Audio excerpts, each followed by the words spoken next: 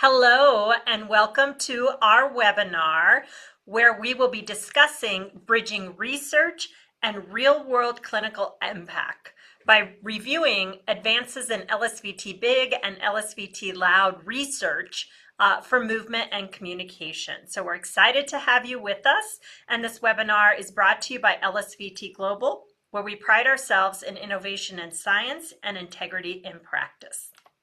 My name is Cynthia Fox. I'll be one of your faculty today, along with my colleague, Laura Gousset. I am representing the speech side, so I'm a speech-language pathologist, and also currently serve as CEO and co-founder of LSVT Global. I'm faculty for both LSVT Loud and LSVT Big courses.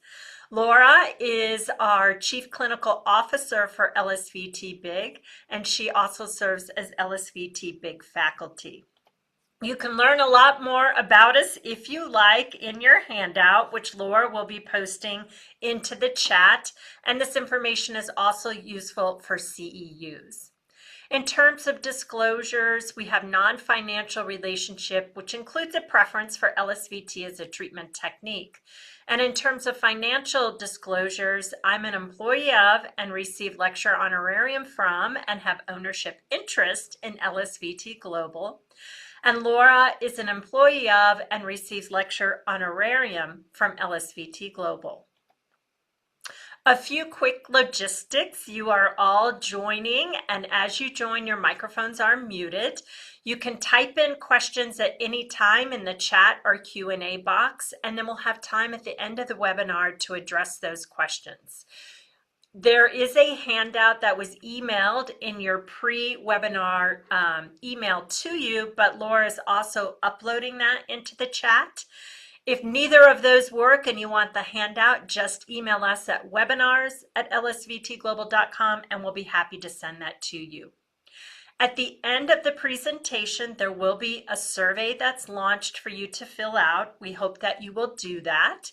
And if you're wanting to receive continuing education, this webinar is not ASHA or state registered for CEUs and for speech, physical, and occupational therapy professionals, but it certainly can be used to self-report CEU credit as a non-registered, non-pre-approved activity. If you are a therapist and would like to self-report your activity, if you're attending the live viewing, please email webinars@LSVT Global to request a certificate. And that certificate will have your name, date, and duration of the webinar. If you're viewing this on demand, you must complete a survey after the conclusion of the webinar, and that link can be found under the webinar description in our blog where our on-demand webinars live. Licensing requirements vary across states, so please check requirements for your state for non-registered CEUs, and you must attend the full hour to earn the certificate. We are now going to launch a poll to see who is joining us today. Are you an LSVT Big or LSVT Loud therapist? Are you a speech, physical, or occupational therapist, professional or student who's not yet been certified, person with Parkinson's, friend or family of someone with Parkinson's or other diagnosis, or other healthcare professional? So Laura will launch that survey. Okay, you should be able to see that survey now and fill it in. So we'll give you just a few minutes and get to see who all is joining us today.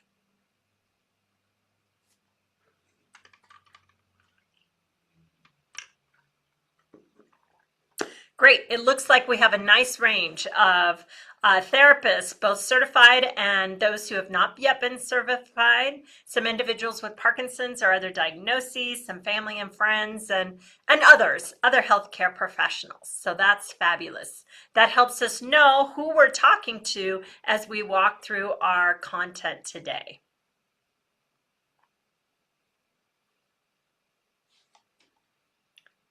Okay. Perfect. Okay, let's talk about our learning objectives. Our goal is to describe the rationale or the why for prioritizing treatment research for adults and children with neurological disorders. We're looking to have you be able to summarize key outcomes from at least 3 recent LSVT Loud research studies and be able to summarize outcomes from at least 3 recent LSVT Big research studies.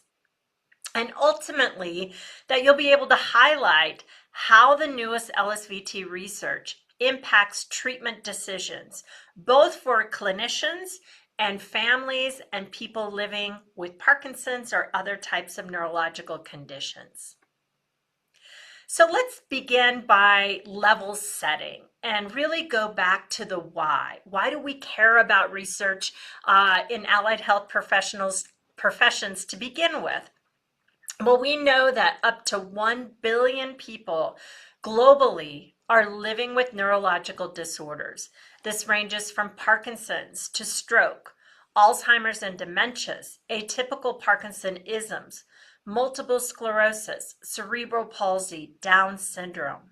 So there's a great need given how many people are dealing with neurological conditions.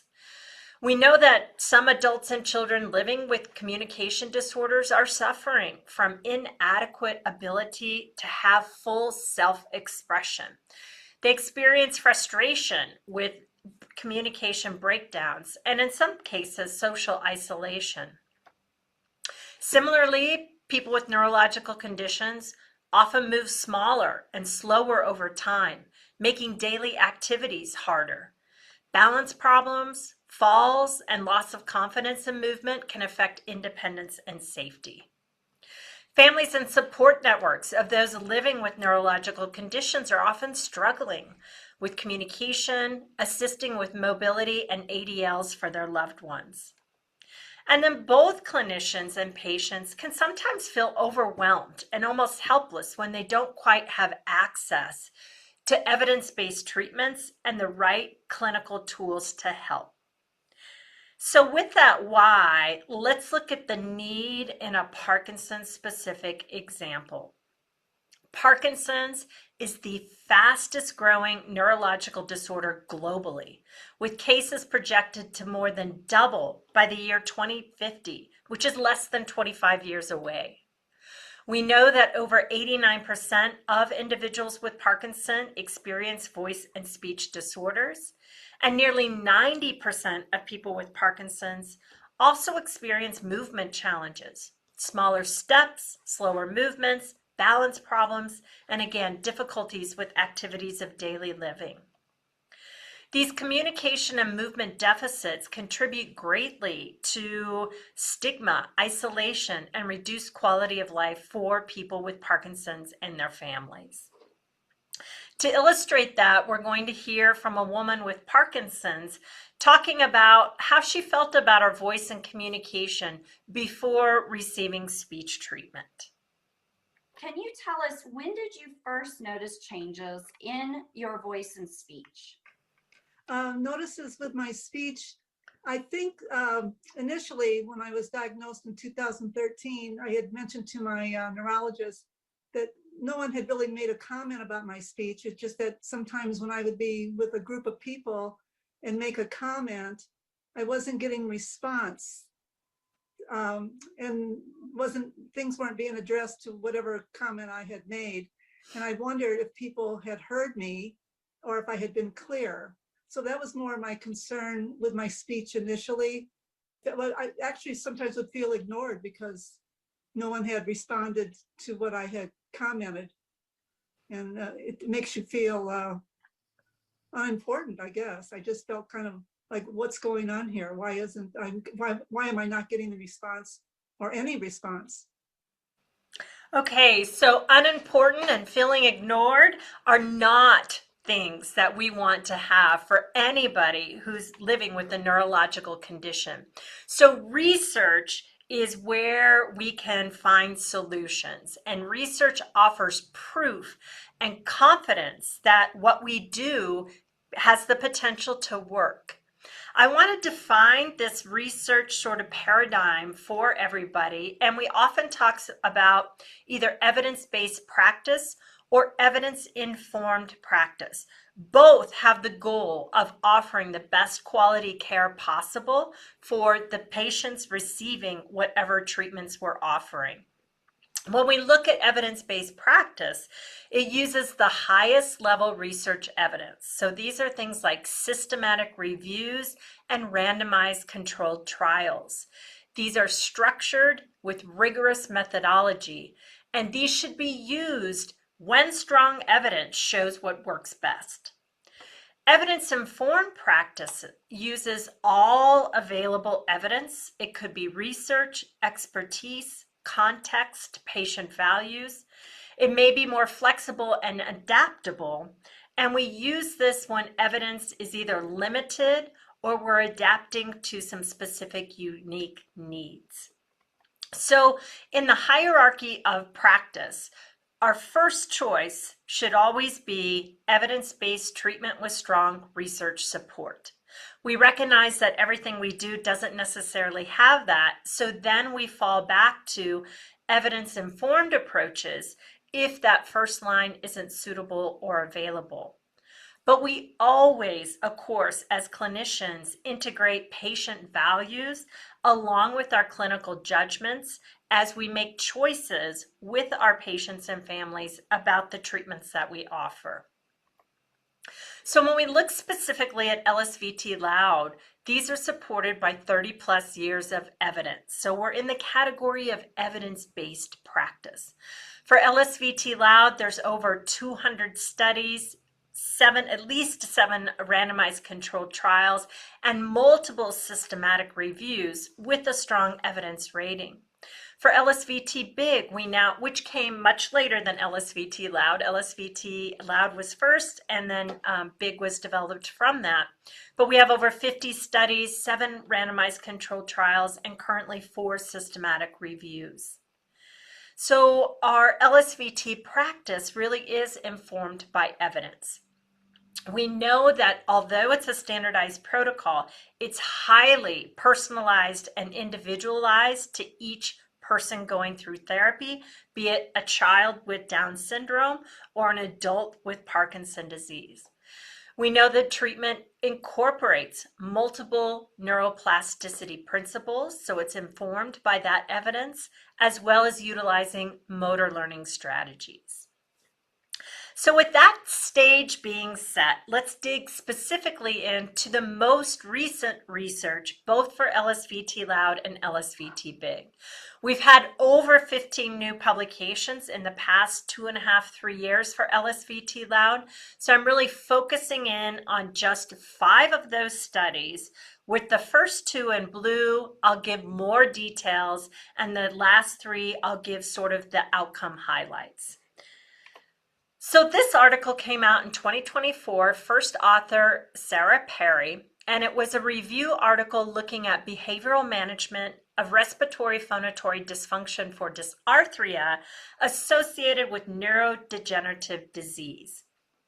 The objective of this study and the study group was to update previous reviews of the literature addressing behavioral management of respiratory phonatory dysfunction due to neurodegenerative disease. So they used multiple electronic database searches and hand searches of prominent speech journals, and these were conducted in accordance with the preferred reporting items for systematic reviews and meta-analysis standards. From over 1,500 articles, 88 met the inclusion criteria and were reviewed by 2 blinded co-investigators. As a result of that, they produced their summary of evidence across multiple neurodegenerative diseases. What I pulled out here in this specific table were the outcomes for Parkinson's disease. So you'll see there's a whole range of different interventions, from things like masking noise, the speech vibe, music therapy and singing, and LSVT Loud. The only treatment at this time with strong evidence was LSVT loud versus indicative, insufficient, or limited evidence for these other approaches. What does that mean? It means that strong evidence is in support of only one behavioral intervention, LSVT loud in people with Parkinson's. No other treatment approach or population included in the review demonstrated more than limited evidence, simply reflecting a need for further research. So it's not to say that other treatment approaches either have no evidence or don't work. We just don't have that strong, controlled studies to really be able to adequately review that at this time. This next study was very exciting. This came out of the United Kingdom. Has a very long title, so bear with me. And the first author was Catherine Sackley. So it looked at Lee Silverman voice treatment versus NHS, which is the National Health Service, speech and language therapy versus control for dysarthria in people with Parkinson's. It was the PDCOM trial. And it was a pragmatic, UK-based, multi-center, 3-arm, parallel group, unblinded, randomized controlled trial. So the objective here was to assess clinical effectiveness of 2 speech and language therapy approaches, LSVT loud versus standard NHS treatment, as compared to getting no speech and language therapy at all for dysarthria in people with Parkinson's. There were 388 people with Parkinson's and dysarthria that were randomly assigned to one of 3 groups. 130 to loud, LSVT loud, 129 to the NHS speech and language therapy, and 129 to no speech and language therapy. One comment about what was the NHS speech and language therapy. Well, as is typical, outside of a protocol, it wasn't really standardized. So what one person got may have been different from another person. The intensity of treatment may have varied. The targets of treatment may have varied. So it just wasn't exactly clear from patient to patient exactly what they received in terms of treatment. The primary outcome variable for this study was the total score at 3 months of self-reported voice handicap index. And this is a self-report that people with Parkinson's disease would have filled out about their communication and their voice. The findings of the trial show that LSVT loud was more effective at reducing the impact of speech disorders than no speech and language therapy and the standard NHS therapy. So it was more effective than the 2 alternatives. Further, the standard NHS therapy actually showed no evidence of benefit compared to no speech and language therapy at all. So we want to interpret that with caution because, again, because it was so unstandardized, it doesn't mean there may have been positive outcomes for specific patients. It's just on the whole, those did not come through in the data. So LSVT loud is effective compared with no SLT for the reduction of dysarthria and Parkinson's. This effect, combined with the lack of evidence for the effectiveness of the NHS speech therapy, means that we really need to think about optimal use of therapy resources for people with Parkinson's. So it's a very nice article to review. There was also a nice editorial related to the article by Dr. Deborah Theodoros and colleague that provides some additional information as well. So what these 2 studies, and these were 2 really foundational studies, tell us is that we need to simply be aware that the evidence base is not necessarily equivalent across all speech treatments, especially for Parkinson's. So you can ask some questions. What level of evidence does the therapeutic approach that you're either offering or being offered have? That for LSVT loud, all 3 core elements are required for success. That target of vocal loudness, the intensity 4 days a week for 4 weeks, which is neuroplasticity based, and the inclusion of what we call sensory recalibration.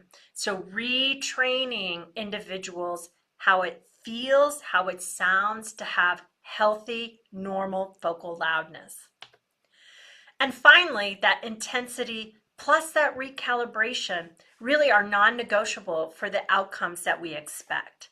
It goes beyond just general speech exercises, and that recalibration really trains personalized functional speech goals in this progressively challenging manner. Okay, so now let's take a twist to a different study. First author Tara McAllister in collaboration with Dr. Lorraine Ramig and research from her team. And it looked at crowdsourced perceptual ratings of voice quality in people with Parkinson's before and after either voice treatment, LSVT loud, or an equally intensive articulation treatment. So this was a secondary outcome of a randomized controlled trial. I'll just give you the outcome highlights. First of all, this showed that crowdsourcing, which is a way to get many, many people, what I would call average everyday listeners, not trained speech language pathologists, can be a valid means to evaluate clinical speech samples, even for constructs that may be less familiar, like voice quality. And what they found was everyday average listeners preferred the speech samples and voice quality for individuals who received LSVT loud. So they replicate the results of a previous study by Moya Gale and support functional relevance by demonstrating that the effects of speech treatment measured acoustically in that study are perceptually apparent to everyday listeners. So if you're a person with Parkinson's, what that means is the treatment effects that happen in the therapy room should be noticed by everyday listeners, family, coworkers, friends, strangers. They can hear that difference and it has an impact in daily life. And let's listen to Margie again. You heard her talk about the feelings of unimportance, but now let's talk about how she felt after receiving effective speech treatment. For me, it was beneficial, and I had the time that I could commit to going 2 hours every day for 4 days a week for 4 weeks. That's a big commitment, and so I made that commitment early on, and that's kind of how I've taken my road with Parkinson's. I realized right away that there were 2 ways I could go. I could take the high road or the low road, and I didn't like where the low road was going to take me. So I just jumped in both feet right from the beginning and just took that attitude that I was going to be the one running this boat. So I've gotten a lot of empowerment from LSVT, in speech and in the big movements. So I think her empowerment and what we know today, exercise is medicine, movement is medicine, that really engaging in speech, physical, and occupational therapies, in addition to the medical therapies, can add a level of improvement and quality of life that's extremely powerful. Now let's take a bit of a turn from Parkinson's to an article that came out, first author Dr. Carol Bullock, Intensive Voice Treatment for Children with Down Syndrome. So this was a phase 1 outcome study. It was a series of single subject designs.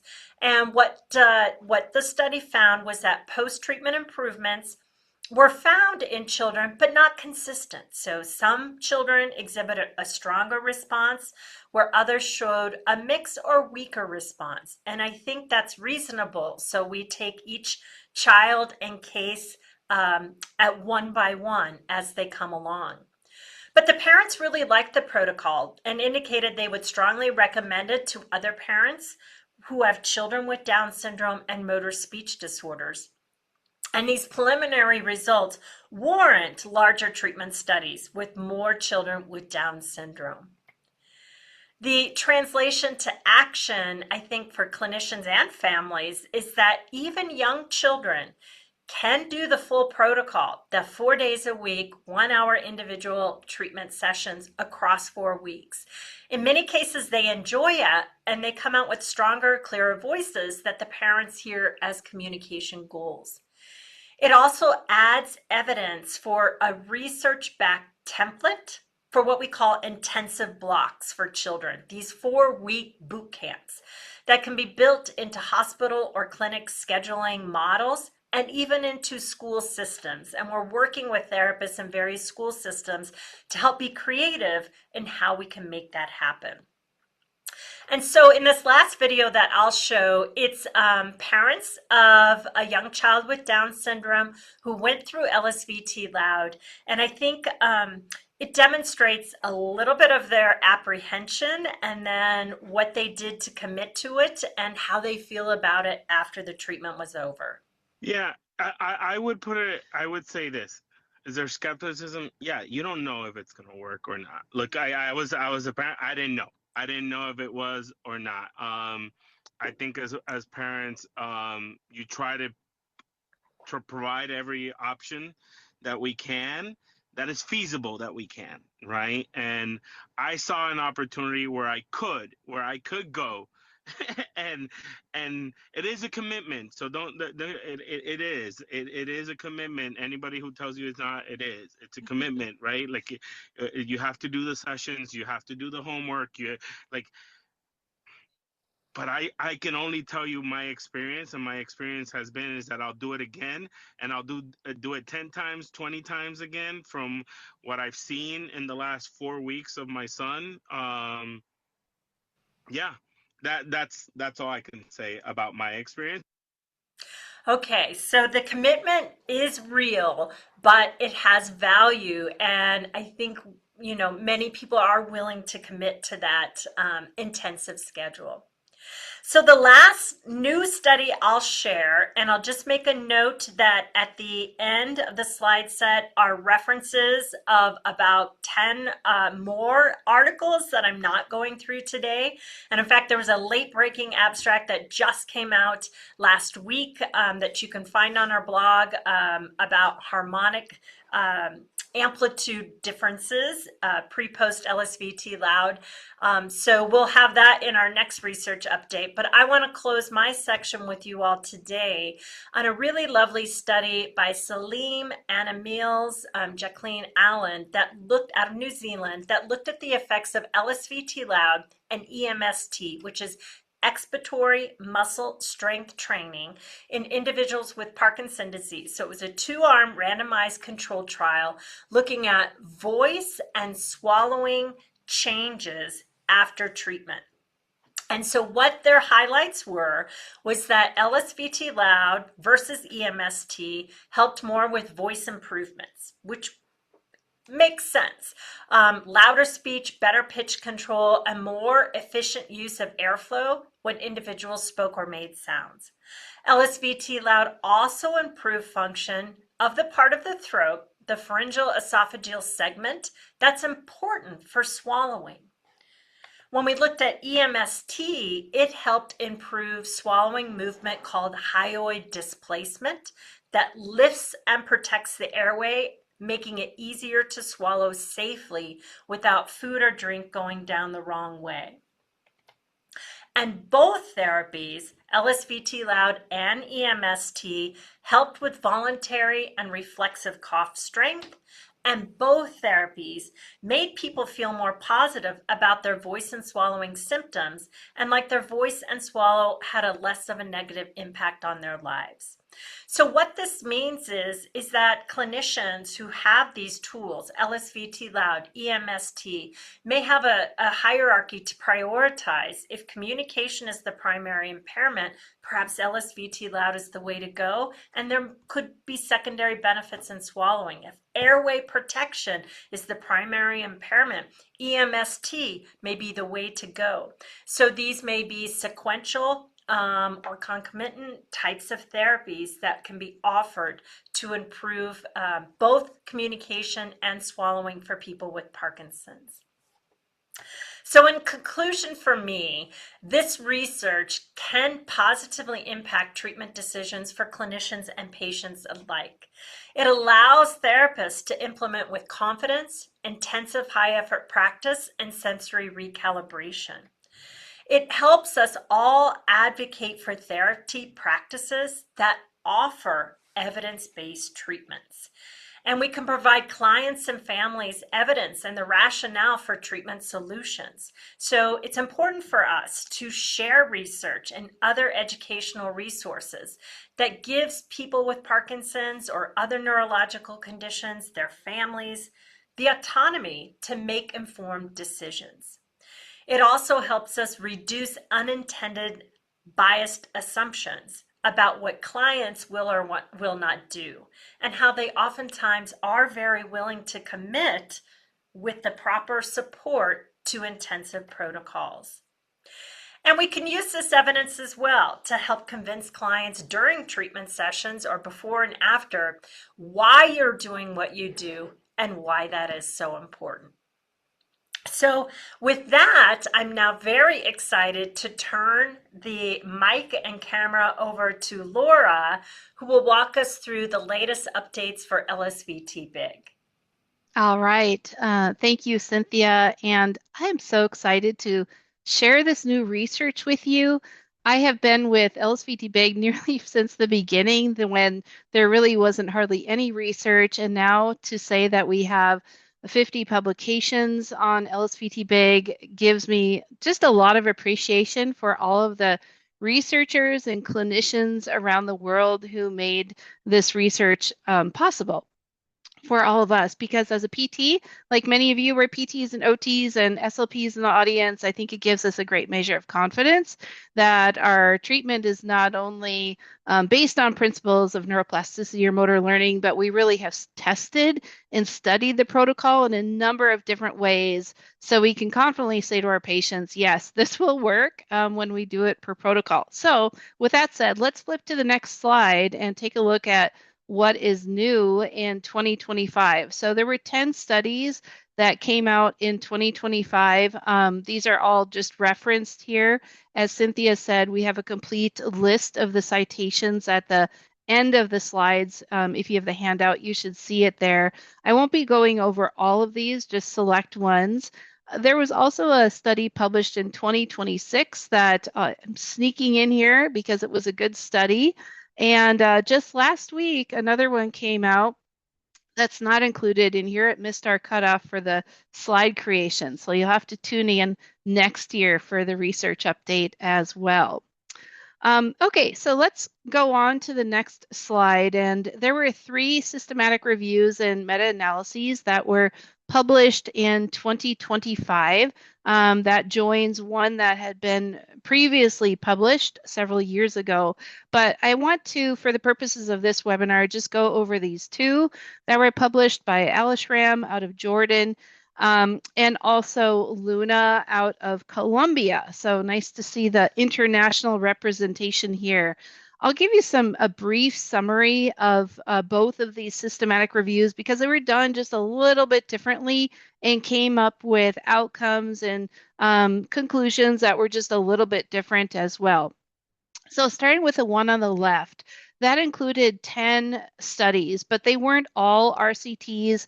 7 of them were randomized controlled trials, but there was also a clinical controlled trial, a pilot study, and a retrospective observational study. So in total, that included 300 subjects that had mild to moderate Parkinson's disease. And if you're familiar with the Hoehn-Yahr scale, that would be anywhere between Hoehn-Yahr 1 and Hoehn-Yahr 3.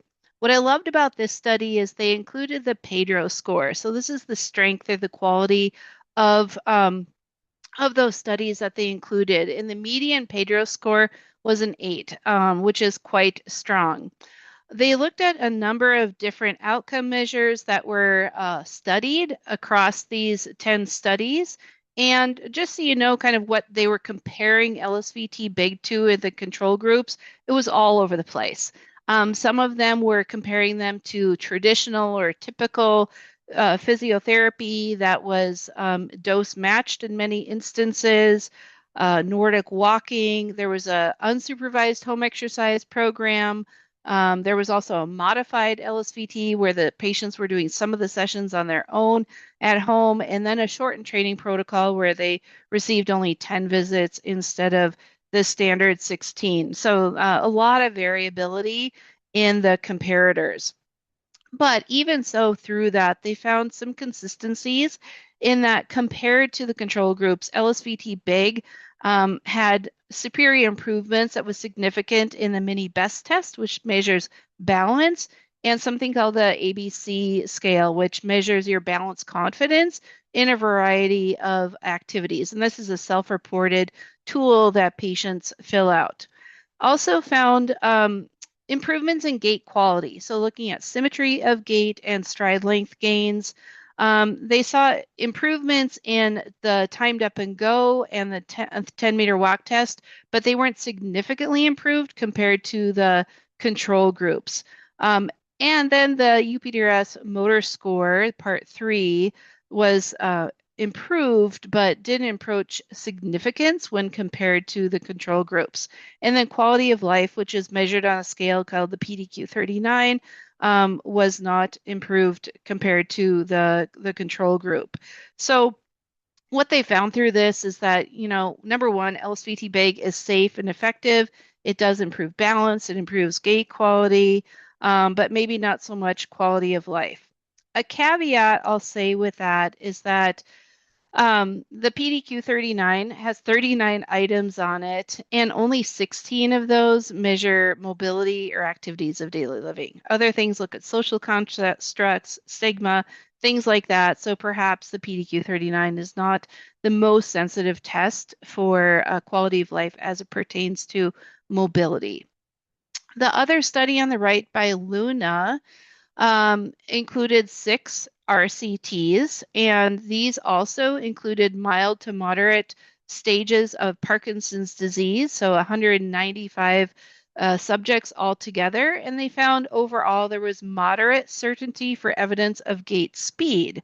So they found this on something called the 10-meter walk test, but when they looked at the timed up and go, there was no significant difference compared to the control groups.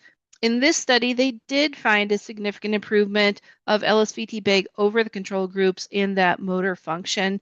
And again, quality of life, no difference. So I think bottom line that we can think of as clinicians and as people living with Parkinson's as well is that 2 things. One, frequency matters. In many cases, these were dose matched, and we saw both groups improving in a number of different outcome measures related to balance and gait. But also what you do matters. We found this in that LSVT big made superior gains compared to the control groups in many of the studies as well. So go on to the next slide. I just like this video because I think it's a good reference point for that kind of speed improvement that can be made with gait after LSVT big, even though the focus is on amplitude. So you can just see he's walking faster, but he's got improved stride length, improved arm swing, obviously walking in a more challenging environment. And this is just one improvement that this gentleman with young onset Parkinson's disease made. In the next slide, this just goes over some future research recommendations. I don't think any treatment intervention on the planet ever says we have arrived. There's always new things to know and new things to study, things that we can improve with our research studies. Definitely, rehab research is hard. It's not like pharmacological research where you can get these huge masses of patients when you're asking them to do 16 hours of therapy in a month. So we do want to see larger studies with bigger samples that will better power the studies and with high quality design as well. Things like blinded allocation, blinded raters. We don't know a lot across the board and how PT and OT and speech therapy can impact people with advanced Parkinson's disease. Most studies exclude them, unfortunately, and we want to know more about that. We'd love to learn more about long-term effectiveness. There have been some small case studies that have looked at LSVT big results as far out as a year, but would be nice to know more about that. My personal favorite would be to look at longitudinal studies, looking at the impact of LSVT over time through not only that 1 month dosage, but regular tune-ups and community-based exercise to hopefully slow down that motor and non-motor symptom deterioration. Also, continue comparison to other interventions and application to other conditions, which we'll talk about a little bit more at the end of the webinar. All right, in this next slide here, this is another study I really love. This came out of Italy, looking at LSVT big provided in an outpatient hospital-based setting. So not inpatient, but outpatient. And they compared it to a structured rehab program that was matched in dosage. And they wanted to find out two things. One, was it feasible? Were people going to show up? And they found out that yes, even though this is an intensive treatment, whether they were doing the LSVT big or the comparator, the patients showed up consistently. They didn't miss visits. And for LSVT clinicians, I think you find that too. Like, yeah, it's intensive, but patients are very adherent to the program once they're committed to it. So both of the treatments really adhered to what are called the FIT principles. So frequency, intensity, time, and type. They were matched in these parameters. The structured rehab program also did an hour a day, 4 days a week, and that included various types of full body exercise, functional mobility training. And then one of the elements of that 60-minute sessions was treadmill training, like intensive treadmill training for cardiovascular aerobic exercise. That increased from 15 minutes to 30 minutes over the 4 weeks of treatment. And then the functional aspects decreased concurrently. They also received a 5th day of treatment that had either education or assessment, and they had 30 minutes of additional occupational therapy 5 days a week. So both groups were receiving 450 minutes of therapy per week, and also working at an effort level of 5 to 7. So they looked at a lot of different outcome measures, and in many measures, both groups improved. They looked at the mini best test, the timed up and go, the 10-meter walk, the 6-minute walk, the 5 times sit to stand, and then a test of upper limb exercise tolerance and respiratory measures as well, like the peak cough expiratory flow. And they looked at quality of life and the UPDRS Part 3. So they did a lot of different testing, and they found that both groups improved in the balance test, the mini best test, and the 6-minute walk test. But LSVT big was superior, even though it was dose matched, to that upper limb effort tolerance, superior in gait speed, superior in the mini best test, and the 6-minute walk test, and those respiratory measures as well. This was the first study that's ever explored respiratory outcomes, and I think it's really exciting to think about how this intensive aerobic exercise, specifically in LSVT big, they did theirs with big walking, not on a treadmill, over ground, can improve endurance. Like the previous systematic reviews, the quality of life was unchanged in both groups. And so I like this study, and I hope that we see more to come in terms of aerobic exercise tolerance. So in the next slide, I'm going to show you a couple of videos, because you might be wondering, well, what about activities of daily living? We're talking so much about gait and balance, but we know that ADLs and the ability to perform them not only independently, but timely is so important for quality of life. So I'm going to show you 2 videos. I think I'll actually show you the one on the right first, of the person trying to don their pants. And I don't think there's much audio with this. It looks like the video is frozen, but really you can see his fingers are moving just a little bit. So this matters, right? I mean, this is why it takes so long to get ready in the morning. And this is why caregivers kind of step in a lot of times and say, let me help you. We have to get out the door. So if we can make patients move faster, not only in walking, but in ADLs that gives them the gift of time. Let's look at the other video about putting on a jacket. So to start with, Bob, would you just please put your jacket on for me like you usually do?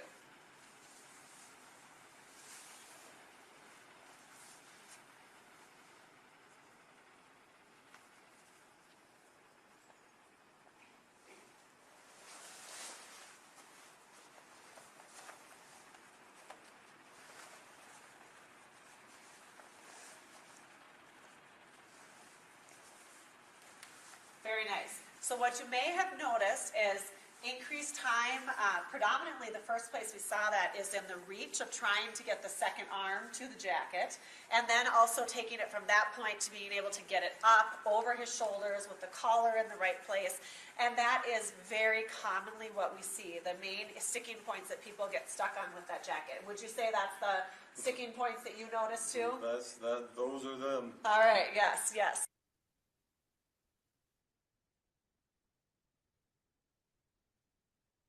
So we're going to go through that and do it again, okay, with the big effort, pushing in, with each arm movement, and with the pulling up of the coat. We're going to put it all together. Okay. All right, here ready? we go. Big reach. Good. Big punch back. Big pull up. Good. One more big pull up. Half the time. Half the time. You What am got I it. going to use for an excuse to be late now? It'll eliminate that excuse, won't it? Won't Yes, it? it will. Okay, but that's the amount of effort that I want you to use every time you put your arm into the jacket, okay? Yes. And I want you to try it every time, whether it's your jacket, whether it's your shirt, or anything that you're using like that. You need to have increased effort as you're pushing through, okay? Got it. Let's get it off one more time with nice big effort. Good. Big pull out. Big pull out. And Yep. just covered up. And Good. Good and good. Very nice. I am now the master of my coach. You are. So I always love that video. So, bottom line is when you train patients to move bigger and with more effort, it results in faster movement. And this is precisely what these researchers looked at in this study of how LSVT big impacts bradykinesia when people are doing activities of daily living. This is also a wonderful article, and if you want to learn more, we did a podcast interview with the authors in January where they really delved into it further. But bradykinesia, slow movement, it impacts like everything that people with Parkinson's do, and it's one of the most disabling features of Parkinson's disease. So they wanted to study like how does LSVT big impact that. There were 60 patients who received LSVT big per protocol. There were 6 OTs that delivered the treatment. And the patients ranged anywhere between early Parkinson's disease to stage 5, which is advanced Parkinson's disease.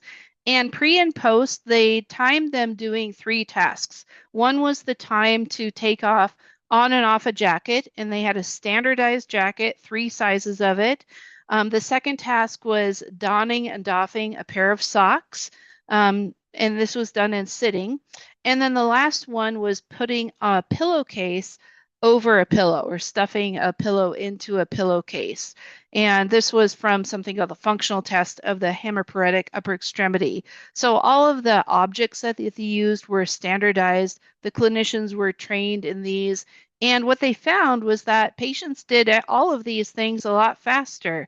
On average, they saved 14.5 seconds getting their jacket on, 18.3 seconds faster with the socks, and 21.4 seconds faster with the pillowcase. And so LSVT big can give patients not only the gift of independence, but the gift of time by teaching them how to override bradykinesia and make their life just a little bit easier.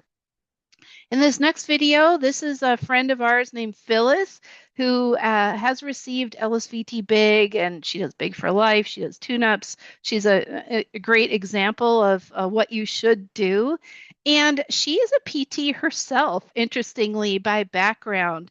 So she's had a lot of physical therapy for her Parkinson's in the past, and she just shares with us on, don't just do exercises. We need to tell our patients how specific exercises relate to function and also how it's important to practice functional tasks as well, something that's really integral to the LSVT big treatment protocol. So let's take a look at Phyllis.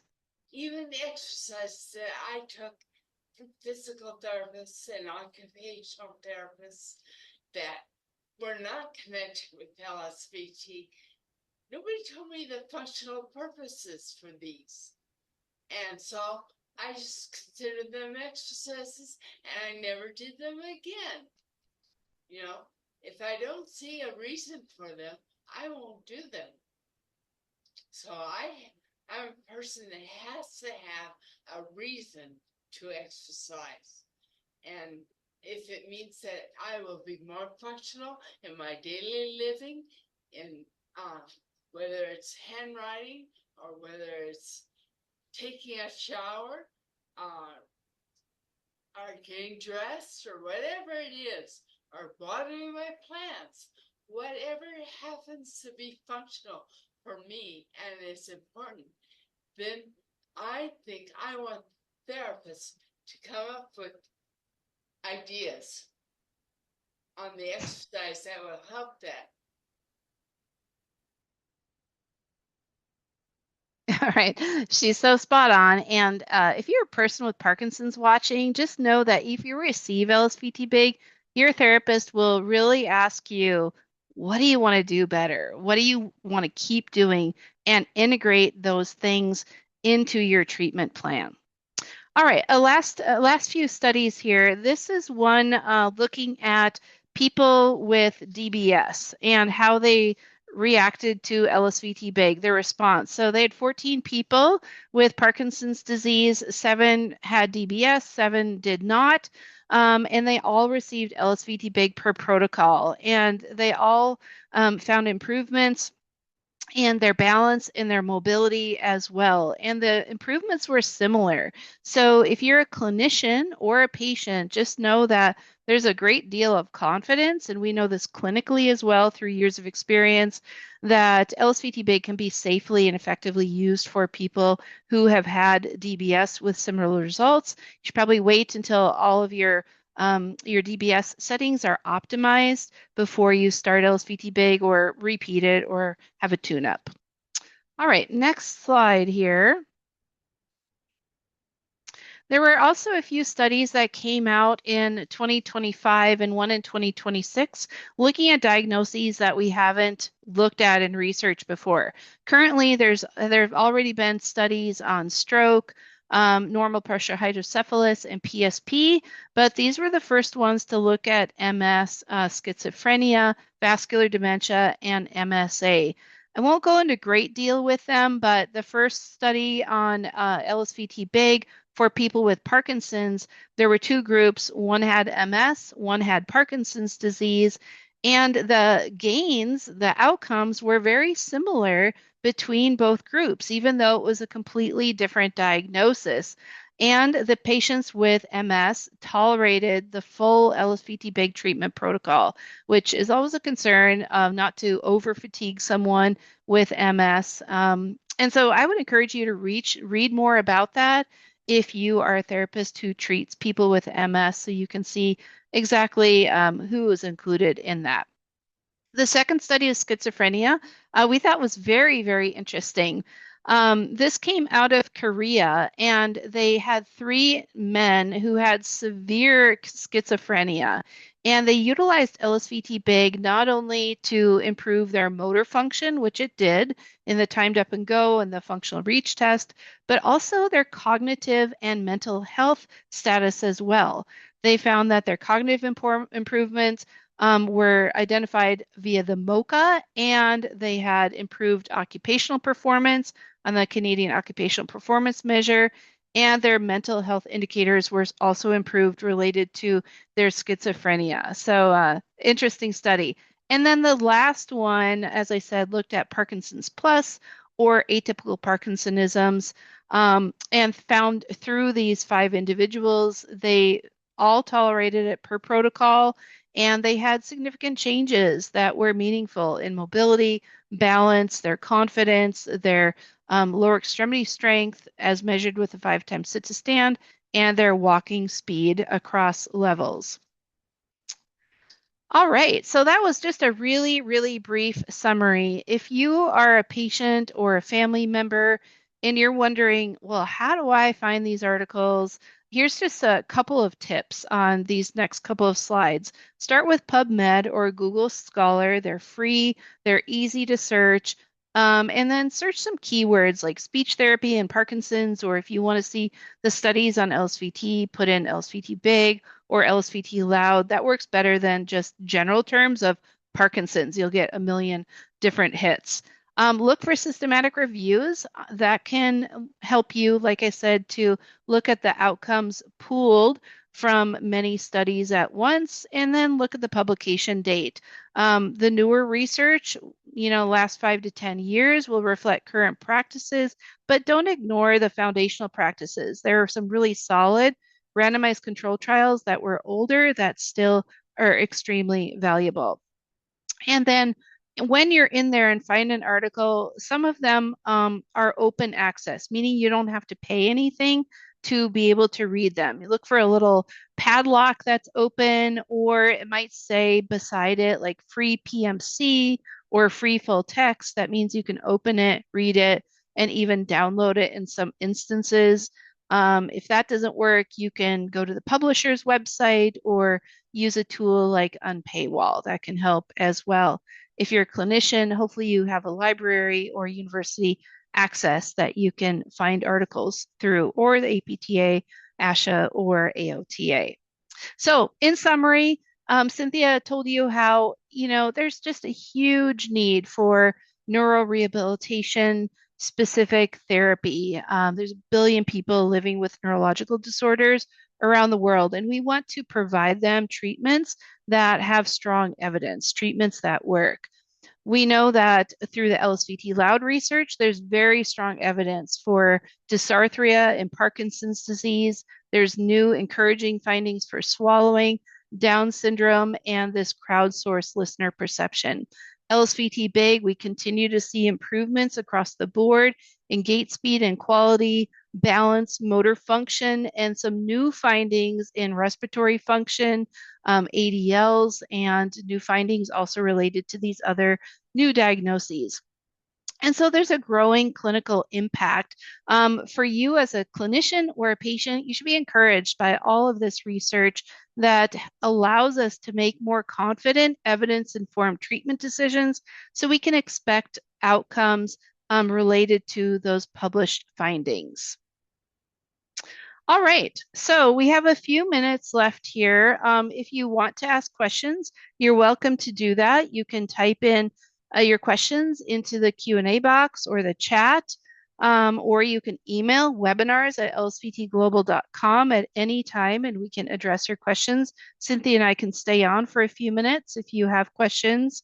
And then if you need to hop off, that's fine. There will be a survey that pops up. We would love to have your feedback about what you liked about the webinar, the quality of it, and then future webinar ideas as well. This webinar will be recorded, so you'll be able to find it on YouTube, on the LSVT Global YouTube channel in about 48 hours, if you want to share it with others who might be interested. And then lastly, just know that LSVT Global has a podcast. We'd love for you to follow our podcast, to listen to the episodes. It's been going for over a year now, and we've had some great guests that have been so interesting. If you have any other questions, you can email info@lsvtglobal.com. If you're interested in finding clinicians or getting certified, if you are a clinician yourself, you can find ways to do that on lsvtglobal.com. And at the very end of our slide set, we have all of the references that we mentioned today. If you want to access the full reference list, there's a QR code at the bottom of there as well, or reach out and we can email the reference list to you. All right, so with that, were there any questions that came in? I I have one excuse me, that came in early on loud that I can answer as you're searching for others. Yeah. So since Parkinson's patients differ in motor symptoms, so rigidity versus tremor, both affecting speech, is LSVT loud applied uniformly to all, excuse me, or tailored to the predominant motor profile? And so it's a great question. And there is some tailoring in the sense of our cues that we would use when we're shaping and modeling healthy voice quality. So what is consistent, no matter the diagnosis or voice qualities, tremor predominant, bradykinetic predominant, is we're targeting healthy vocal loudness. How we get there, the specific cues or the models I use, the amount of loudness I use, that can be absolutely tailored to match the behavioral output from the person to ensure that across those 16 sessions, as we're building loudness and stability, it's done in a very healthy way. And that shaping and modeling is something we teach in depth in our LSVT training and certification courses. All right, perfect. Next question was, is there any evidence that LSVT big slows down the progress of Parkinson's disease? I wish I could tell you yes, but the answer is no. We just don't have enough long-term outcomes that would indicate that. What we do see, though, is in the neuroplasticity literature, if you have exercise that's intensive and frequent and has all those principles, there's potential to slow down symptom progression. So maybe not the disease progression, but the symptom progression over time. And there's nothing, exercise has everything good, right? No side effects. Okay, next one. Have you tried delivering LSVT big online or via telehealth? Yes, as a matter of fact, we did. This was one of the things that was spurred on through COVID.